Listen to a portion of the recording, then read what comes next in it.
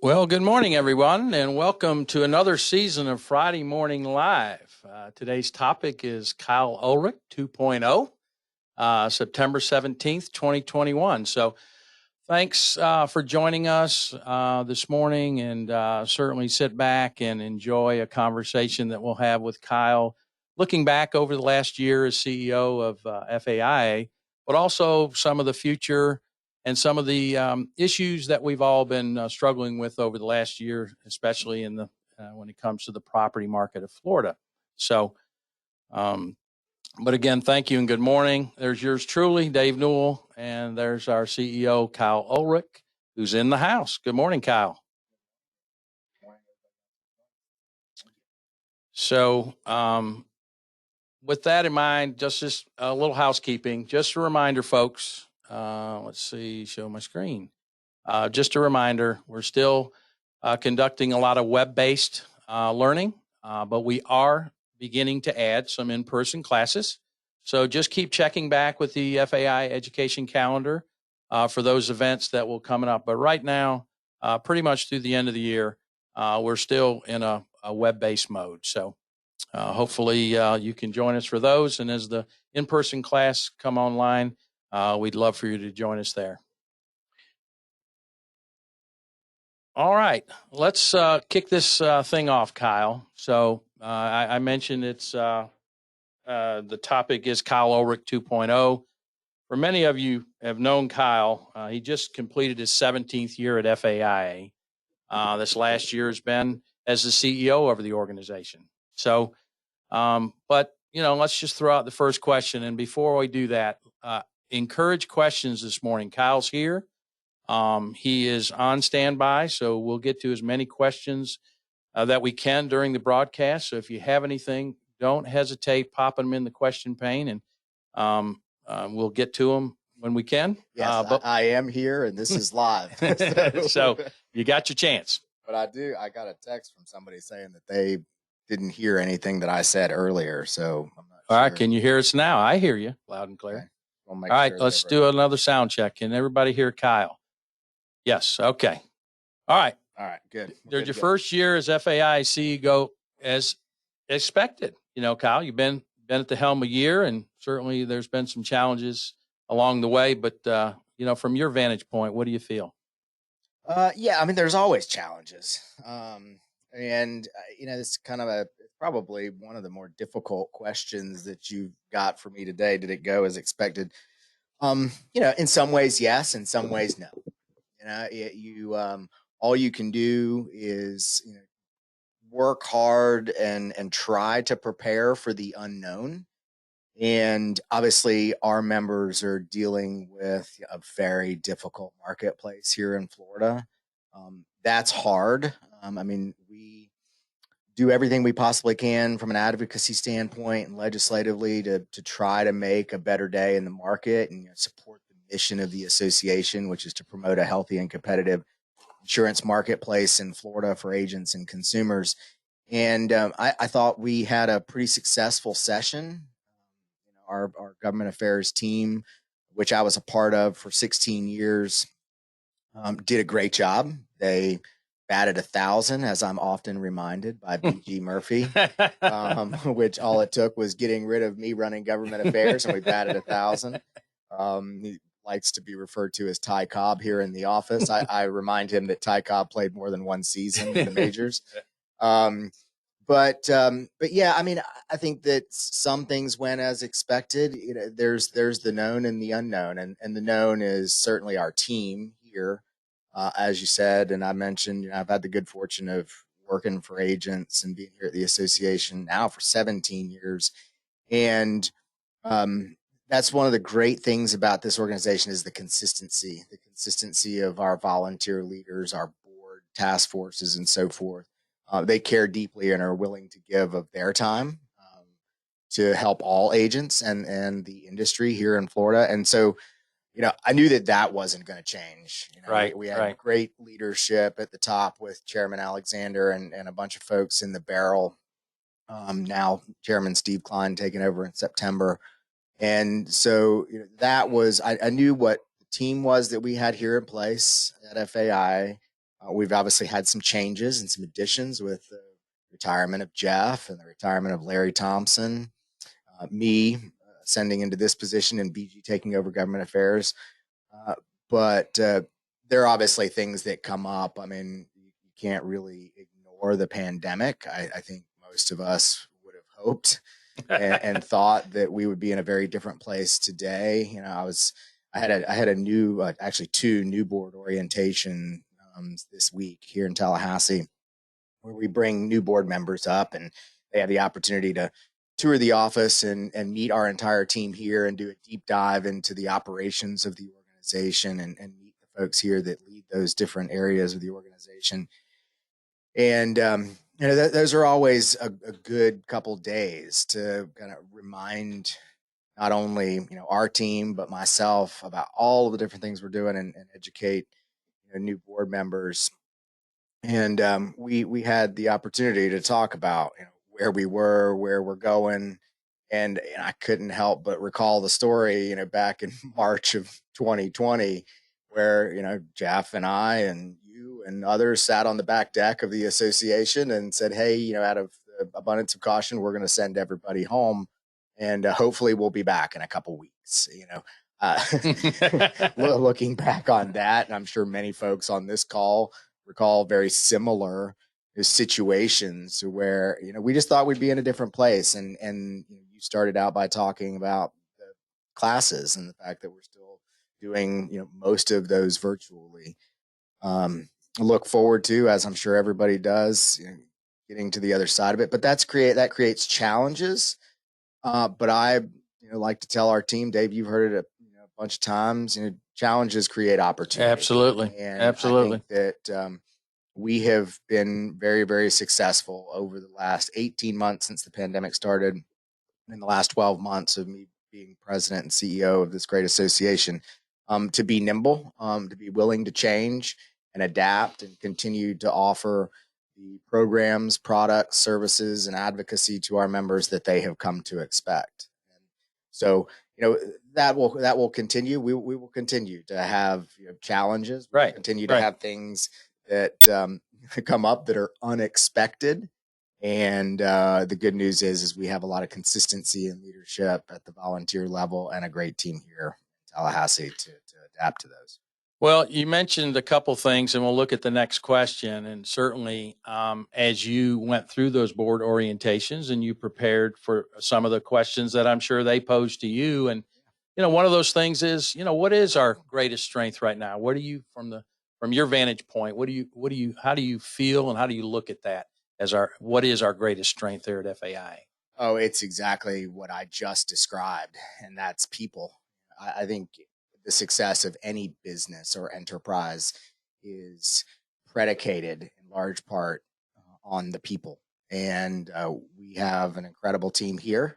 We have folks that I'm really proud of the fact that the majority of our team members here at FAI have been with us for over 10 years, some over 20, one over 40.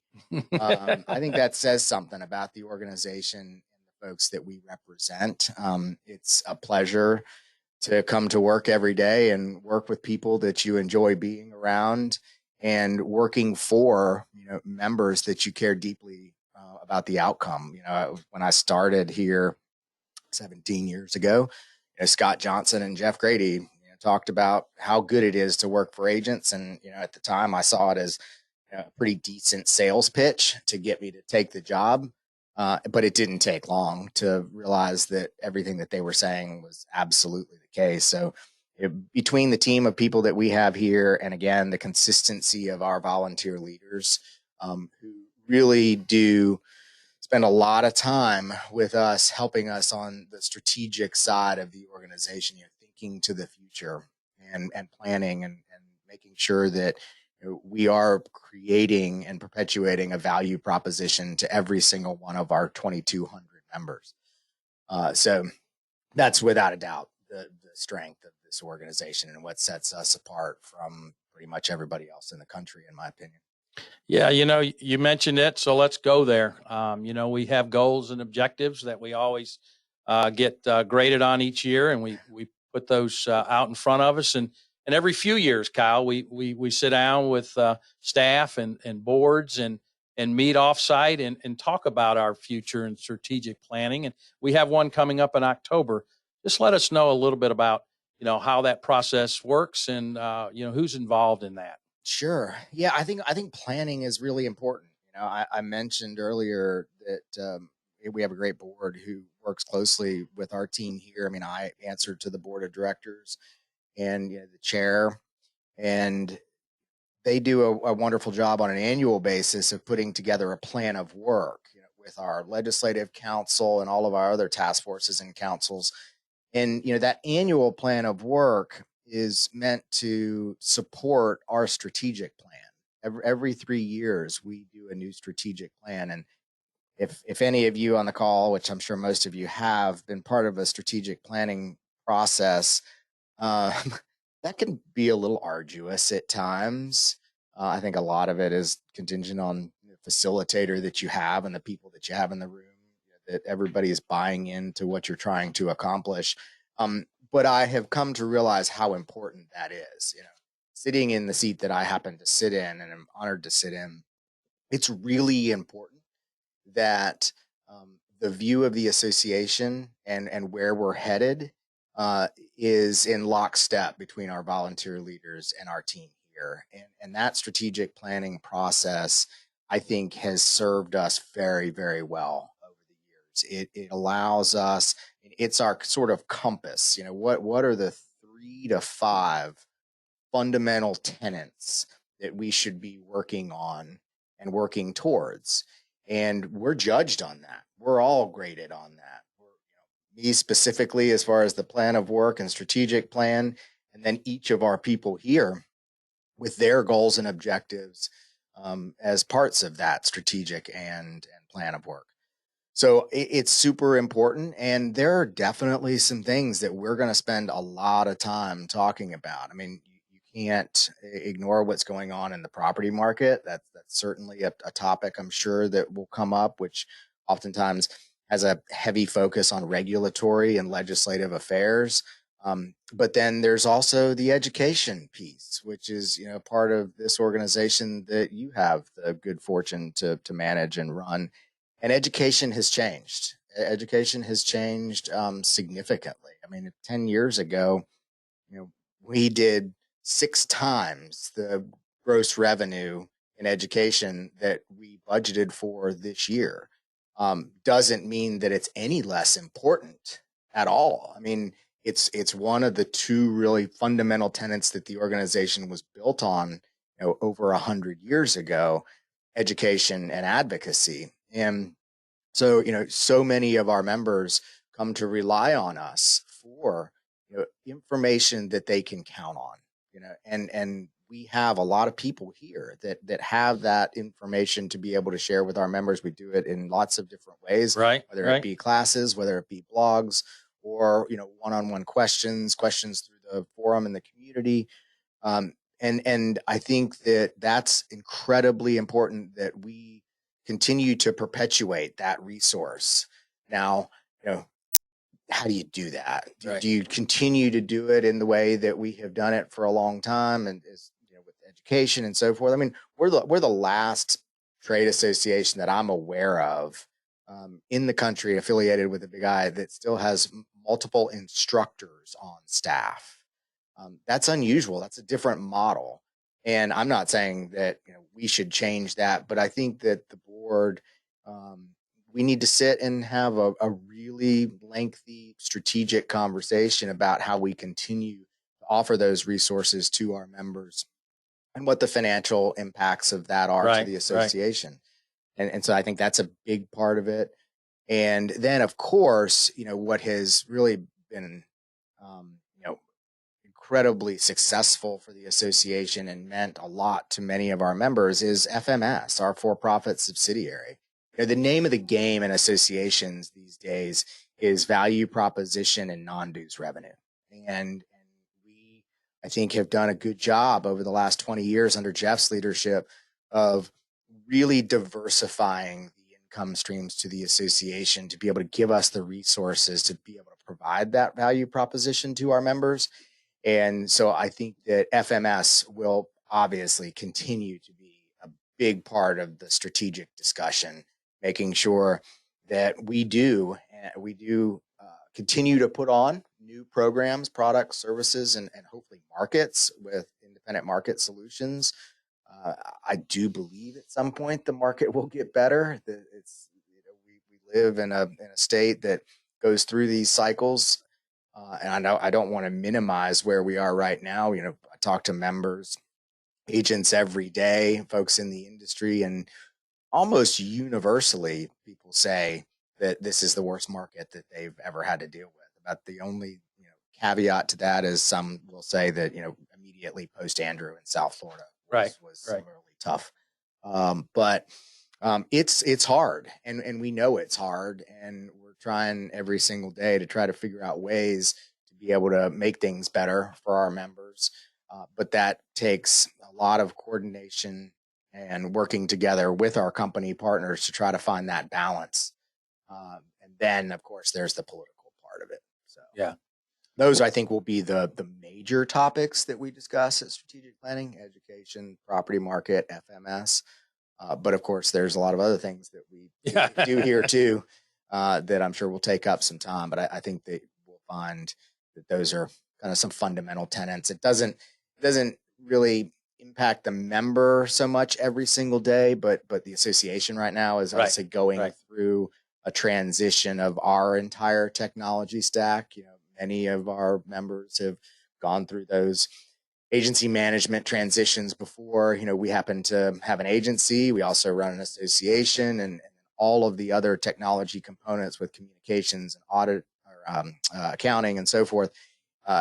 That's a heavy lift. And right now we are in the process. We just made a transition of our agency management system out September 1. And there are some challenges with that. But at the end of the day, once we get all of that done, I think it will create a lot of efficiencies for our team and hopefully, ultimately, create a better user experience for our members. Yeah.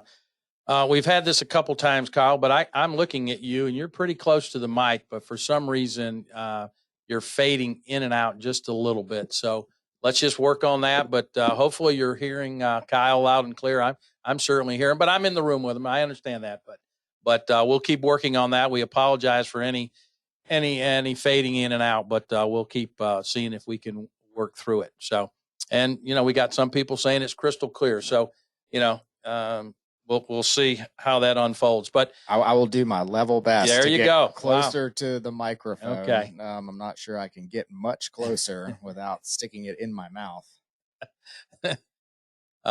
Yep. Alicia reminded me if we can't hear you, to have bigger issues. So I understand.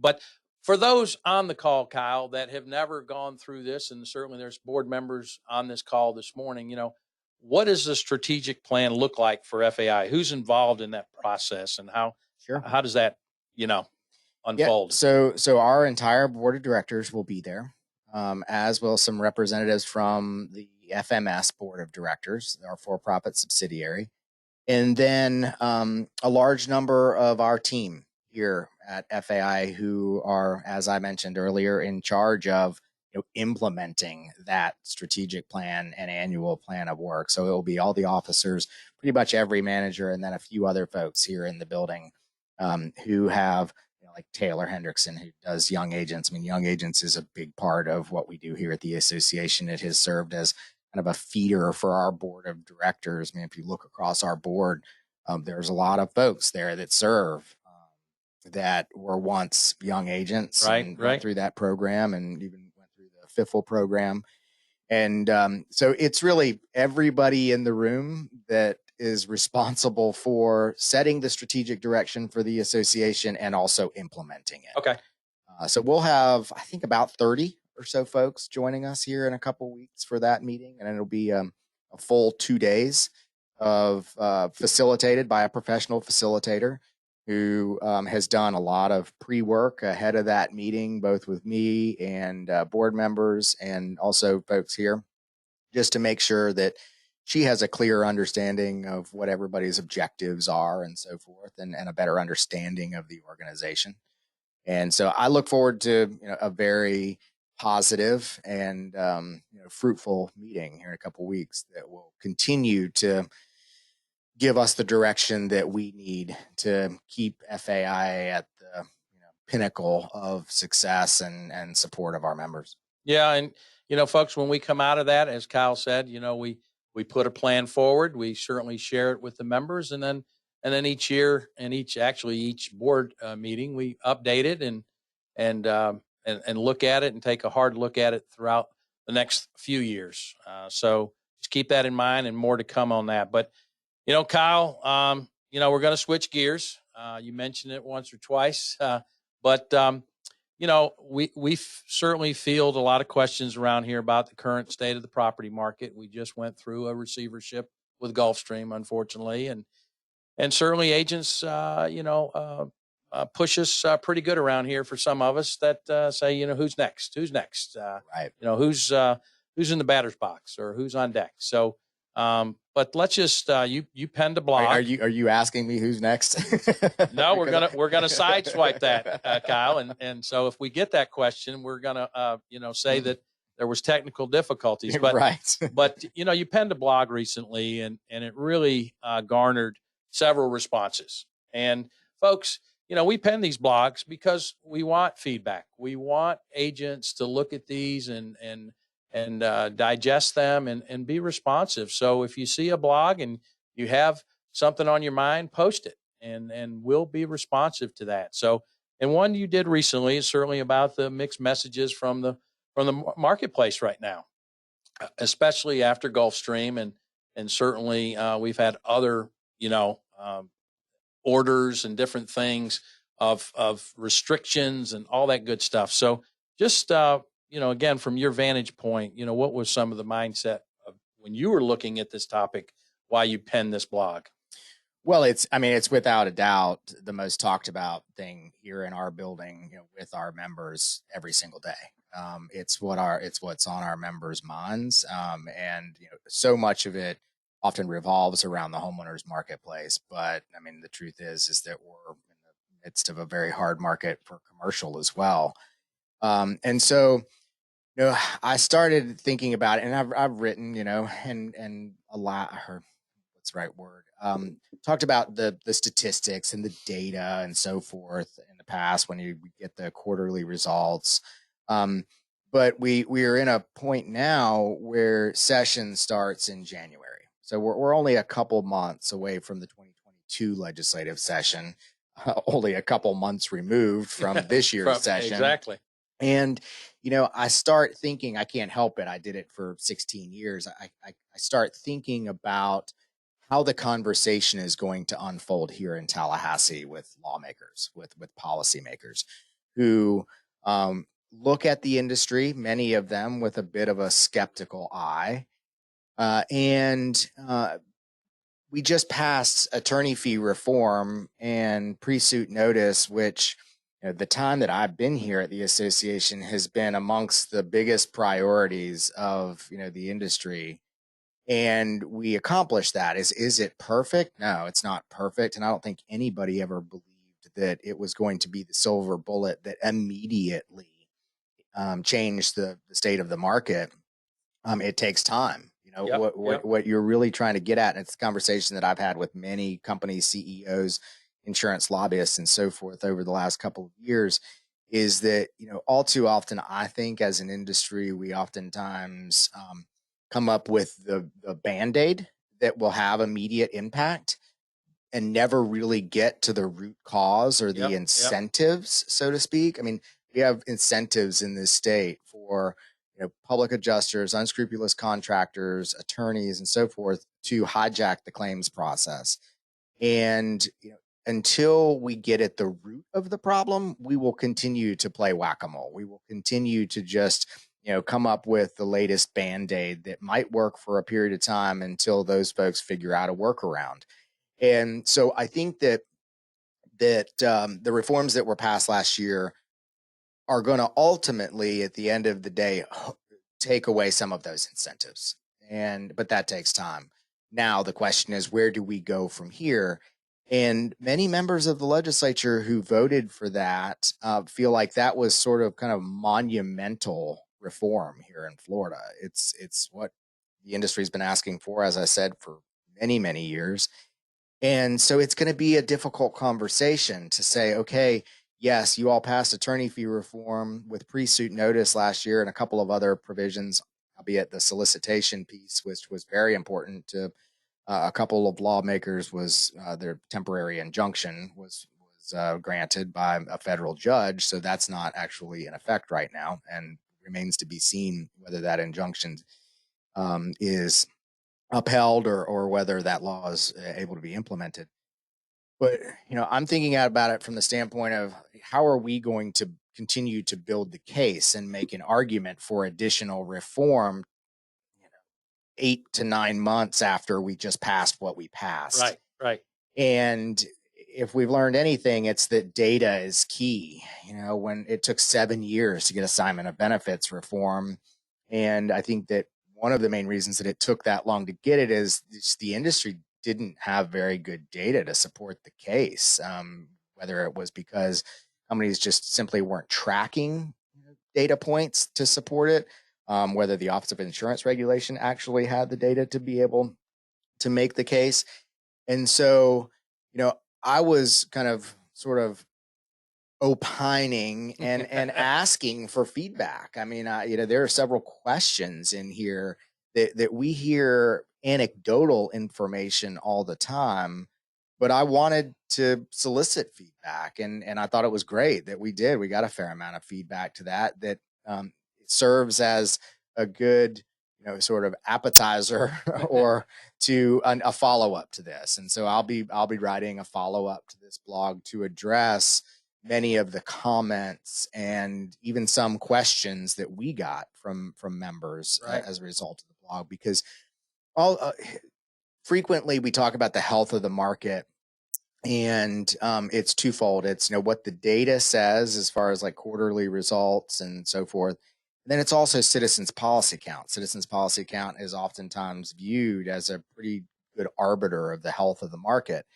And that's just what I was kind of pointing out here and kind of asking some questions like, where's the business going? Because the results, the financial results for companies for the last couple of years are stark. I mean, they're bad. I mean, it's not a sustainable trajectory, and the fact that companies continue to lose money at the rate that they are from an underwriting standpoint, and it continues to increase year over year, shows one side of the coin. Then on the other hand, we have the last 4 months where 50,000 policies hit the marketplace from Universal North America, Gulfstream, and Southern Fidelity. All but 20% of them were placed in the voluntary market. And that's the part that I'm not sure I can really say anymore. Right. Is that they were placed in the voluntary market. Some of them, based on feedback that we've got, some of them are going to the surplus lines market, and some consumers are making the decision to no longer buy coverage and simply go bare. And so, there's thoughts that citizens policy count would be growing faster than what it is. And make no mistake, I don't want anybody to think that I'm saying it's good that citizens policy count is going up at 7,500 a week. No, that's indicative of how bad the market is. But given the fact that there were 50,000 policies that hit the street because of those consent orders and allowing that non-renewal within 45 days, and then an insolvency of another 32,000. And a lot of people, including folks at Citizens and other company execs that I talked to, would have expected a much larger percentage than 20% from the first 50,000, and only about 14% of the policies from Gulfstream's insolvency went to Citizens. And so when we go to the legislature and start to say, okay, we need to build a case for additional reforms, that's sort of a weakness that we have in our argument, that there are going to be some that have been around this process long enough that will say, Well, it's not nearly as bad as what you guys are trying to portray it, because Citizens is only growing by this. Again, Citizens shouldn't be growing. Citizens should be shedding. In a good market, the business would be leaving Citizens, as it did for most of the 2010s. We were at close to 1.5 million policies and got all the way down to around 450 or so. Exactly. So, look, we're moving in the wrong direction, but I was trying to point out that we have headwinds that we are going to face, with skeptical lawmakers saying it's not as bad. They always say that, but they're going to start using some of this data to try to buttress their point and shoot holes in ours. And so, some of the questions and comments that were made on the blog, I thought were really interesting and point to data that we no longer have access to. So, years ago, we used to have the benefit of seeing the Quasar reports that showed market share and policy count and so forth. And unfortunately, a number of years ago, State Farm made the decision to label the policy count information and distribution of those policies in Florida a trade secret, to which many companies followed suit. That if State Farm isn't going to share the information, well, I'm not going to share it either.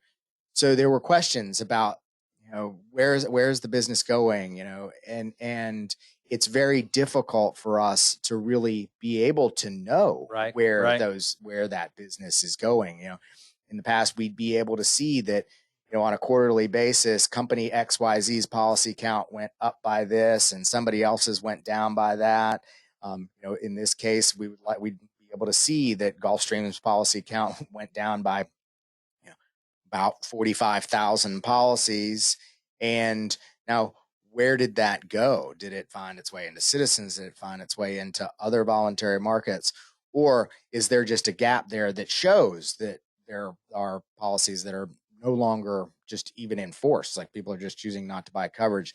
And so it puts us at a disadvantage. I understand why the decision was made by companies to not share that information, but it does make it a lot more difficult for us to be able to get a clear picture of what's really going on in the marketplace. I mean, we can see direct written premium, but then when you see direct written premium, you have to make some assumptions about what a company's average homeowner's premium is, then do a math calculation and figure out, roughly what their policies in force is.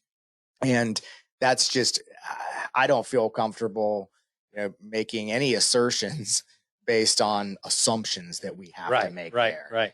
And so it's tough, but the industry, I think, has to recognize that we have to have data to show, and certainly the financial data, the underwriting losses are compelling. And an insolvency of a company is compelling, but we have to be prepared for the fact that those on the other side will point to Citizens not growing as much as they think that it should be, to show that the market's truly in trouble. I mean, there was a member of the Florida Senate who stood up on the floor this past session and said all of this is made up, all of it. It's all fabricated. It's a lie. And that's the kind of stuff that we have to deal with. Now, that's not true. Right. That's not true at all. But that's the reality that we live in when you're trying to go to the Florida legislature and get meaningful reform to help Floridians at a time where prices are just going up. And a lot of time the focus for the legislature is often time on premium, on rate. Right. What's often lost is that not only are Floridians paying more, but they're getting a lot less. And that's the worst case scenario for agents, is that they're having to have conversations with their customers that you're getting a 30% rate increase, but oh yeah, by the way, you're also not getting this coverage. You're only getting your claim adjudicated on an ACV basis. You have limitations on water. It has gotten to the point where list goes on. Yeah, in some cases, homeowners are really getting very little coverage for what they're paying for.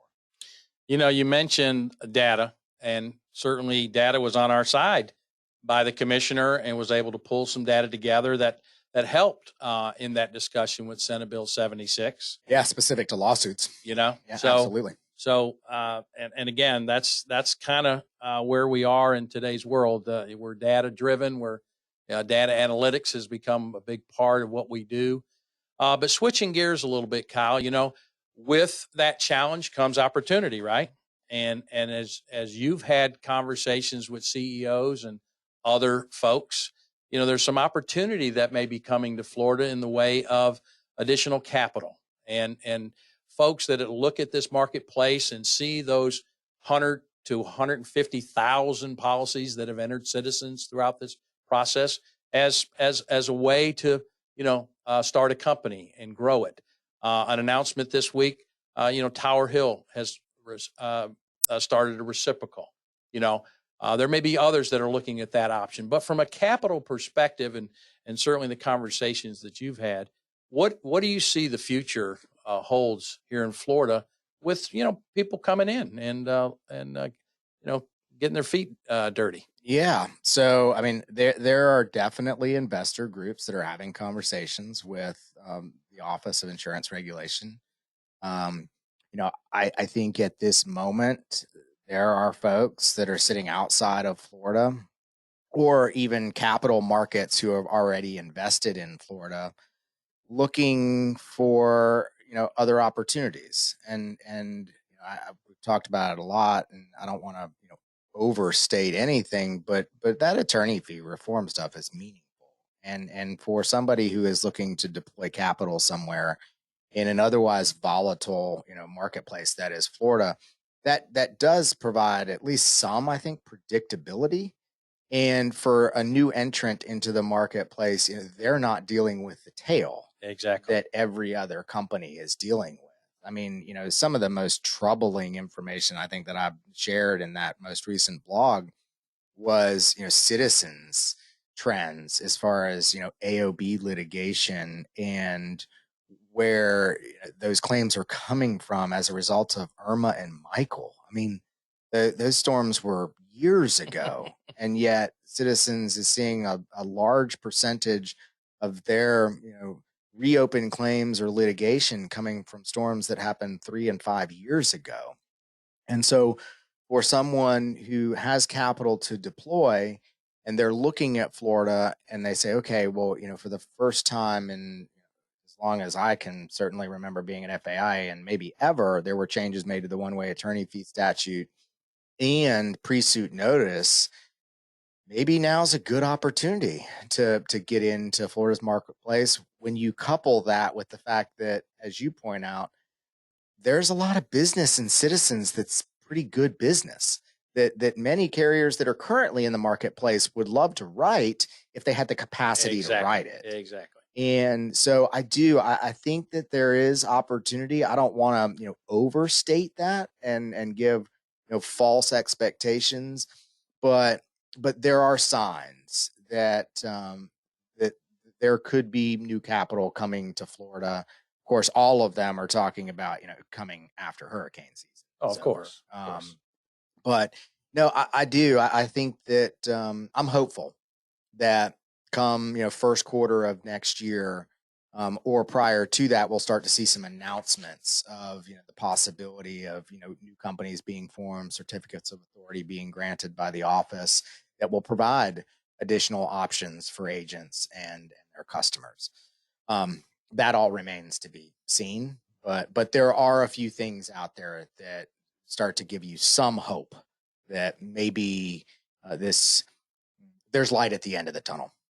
Yeah, I mean, and you saw from the announcement, Tower Hill was able to certainly raise some capital, and others, I'm sure, are looking at that option. Of course, so I'm with you. There's hope on the horizon. I think there's plenty of opportunity, and if you just want to point to that pool of policies and Citizens, that certainly can jumpstart many companies. Absolutely. Yeah. I mean, there hasn't been much takeout activity over at Citizens the last couple of years.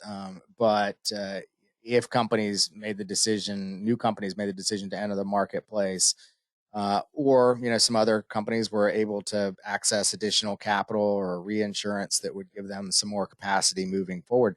There is business that you can take out and start a company and build relationships with agents pretty quickly rather than having to grow organically. Yeah. Again, folks, if you have some questions, certainly type them in your question pane, and we'll get to them. And Kyle, we're going to switch gears just a little bit because we're in the final stages of our annual membership renewal here at FAIA. And certainly, folks, just a reminder, our fiscal year runs from 9/1 to 8/31. So we're now September 17th, and we're still seeing renewals come in. Melissa Weaver's working with many members on questions or concerns they may have. But let's just talk through, you said it earlier about value propositions and what we do around here. And some of the things, if some on this call, which they shouldn't be, but if some on this call have decided to, question that, or they're talking to a colleague that may question the value of being a member of FAIA. So, just kind of walk through that from your vantage point. Sure. So, I mean, it's what we're hyper focused on every single day, and our entire team here is tasked with being focused on every day, and that is providing the best customer service that we can possibly provide. It's what I tell our team all the time: is that there's one thing we have control over, and that's the customer experience.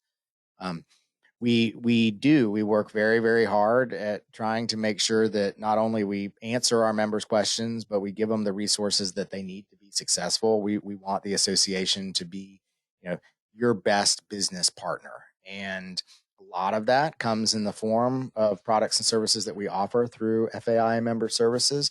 Also comes in the form of education and advocacy. And probably 5 or 6 years ago, we had always operated under the assumption that a more engaged member is more likely to renew because they've taken advantage of different opportunities that we provide to them.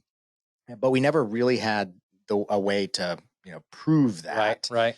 So many of you now probably know who your member advocate is. We have folks here in the building who have, for lack of a better term, a book of business of agencies that they are responsible for being that point of contact here at the association and making sure that members understand and know all of the opportunities that they have. And so, inevitably what we have found and been able to prove is that, those that don't take advantage of all of the opportunities and engage with us are the ones that make the decision to not renew their membership. Now, good news is we have a really high retention rate, and over the last 16 months, we put on over 200 new members. The property markets certainly drive a lot of that for smaller members who maybe scratch or maybe looking to grow, and they need access to markets. We're not immune from the marketplace, and so many of the companies that we have on independent market solutions are shut down for new sub-producer appointments and closed in certain parts of the state. But what I would say is that for members who may consider, well, I've only got a handful of policies with name the company on IMS, and it's just not worth it. I'm not going to renew my membership. I would just caution them because to do that, because it may be difficult in the future to get that sub-producer appointment back. Right. And so let's all stick this out together. And I can assure you that we're working very, very hard legislatively to create a better environment that in turn allows companies to run in a profitable manner here in Florida, which then allows more sub-producers to be appointed. It allows more business to be written. And so, I know it's a difficult decision for some. But for many of our members who have taken advantage of many of the things that we have to offer, it's not a question. I mean, I have members call me all the time and send me notes with their renewal that say, this is the best X number of dollars that I spend all year long because you guys are the best partner for our agency. You're always there. You're able to provide us information that we need to be able to grow and markets to be able to grow. E&O is obviously another one. Your professional liability is important. And we have the best professional liability team in the country, along with the best professional liability program in the country. Right. And so all I would say is that for anybody out there who is second guessing whether the value is there, talk to your member advocate or call me. And, we'll walk through the things that you're using with the association and other opportunities. I think that talking about one of the earlier slides with like goals for the future, one of the goals is absolutely to continue to diversify our offerings through FMS. And we put on 2 new programs this past year with improv learning and also Fetch, which we're really excited about both of those programs. And I think that you all have a Friday morning live coming up on Fetch to be able to introduce that program, as a partner of ours. Well, there you go. How's that for a transition? But every year we're tasked with finding new programs to be able to put up there to fill a need and a niche that agents need to help grow their business. So if you have any questions about the value proposition and what you're getting from your membership, I would encourage you to talk to your MA or call me. I'm happy to have that conversation anytime. Yeah, along those lines, Kyle, you talk about the different points from an advocacy standpoint. It's not just down the 60 days that everybody's here in Tallahassee. Folks, we get involved in a lot of discussions about licensing, about education, about compliance.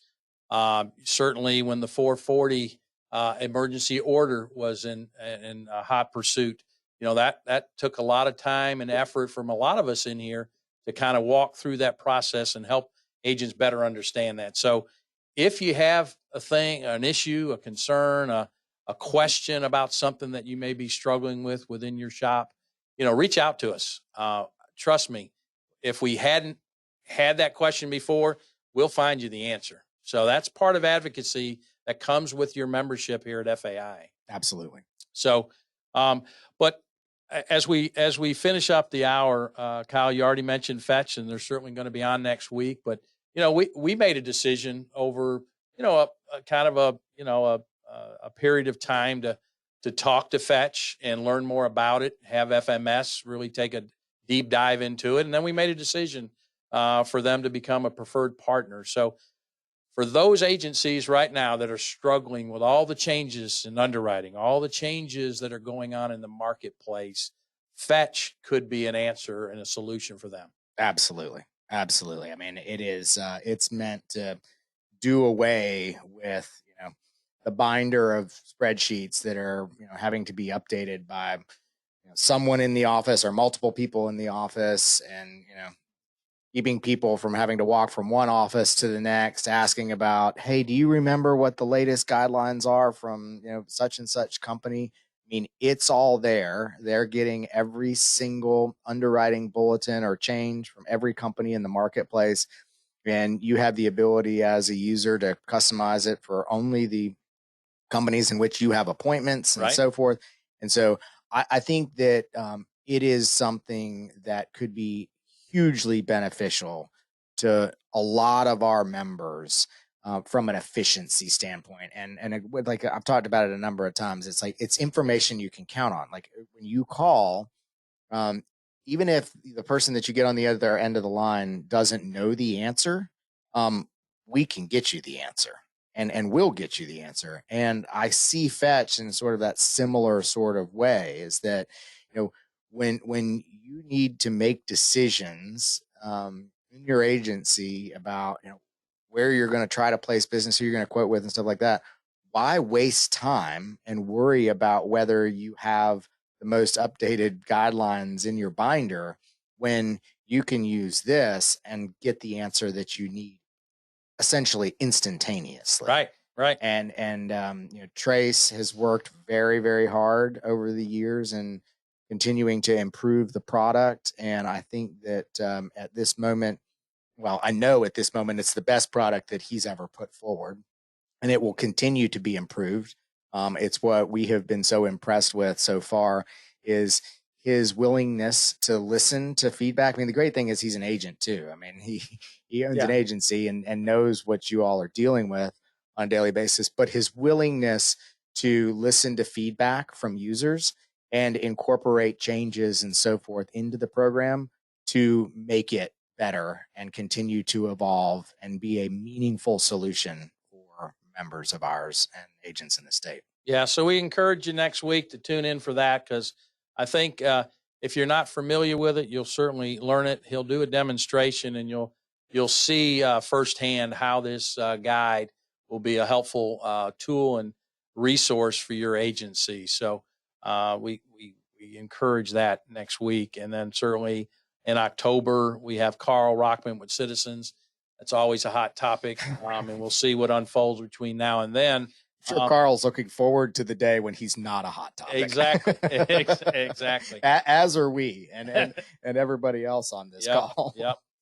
Well, as we wind down, for those young agents that are on the call today, and certainly if you have young agents in your shop, we encourage you to register for this and be part of the conversation. Ask Me Anything with Kyle. So if you have some questions, or you just want to ask him about his favorite baseball team. That's it's basically Ask Me Anything. But we encourage you next Thursday at 4:00 Eastern. Get on with Kyle for the Young Agent Group, the Young Agent Council that Taylor runs for FAIA, and be part of that conversation. There's many of us that contribute throughout the year of those conversations. And again, like this Friday morning live, we're kicking it off with Kyle, and they're doing their new sessions with Kyle as well. So yeah, I'm on the speaking tour, I guess. Yeah, I guess. We're going to have to see who your agent is, right. Spread these out a little bit. Right. No, but that's a good conversation. Last year, young agents started Ask Me Anything. I thought it was a great idea that they implemented. Gives young agents the opportunity to talk to not only the leaders here at the association, but also others in the industry. And it's meant to be, I mean, there's no agenda, and it's meant to be, hey, you got a question about anything, ask it, whether it's insurance related or whether it's leadership or, whatever it may be. I think it's a great opportunity to spend an hour or so together, and I'll do my best to give some pearls of wisdom somewhere along the way. But it's a fun conversation that all of those programs, I think our members have gotten a lot out of over the last year. Yeah. So again, if you're not a young agent right now and you'd like to join, certainly reach out to Taylor and be part of that conversation, because the goal of that conversation with Kyle and others is for the Young Agent Council to have access. Yes. So you need to be a member of that group and be part of that conversation. So yeah, it's an exclusive member benefit. It Yep. is for young agents and young agents only. So, well, folks, thanks for attending today's session of Friday Morning Live. We want to thank Kyle Ulrich for being part of the conversation. And if you have any questions offline, you know how to reach Kyle, certainly, or reach me, and we'll be glad to help you and assist you any way we can. But again, thanks for attending Friday Morning Live. We'll see you next week, and have a great weekend. Thanks, everybody. Have a great weekend.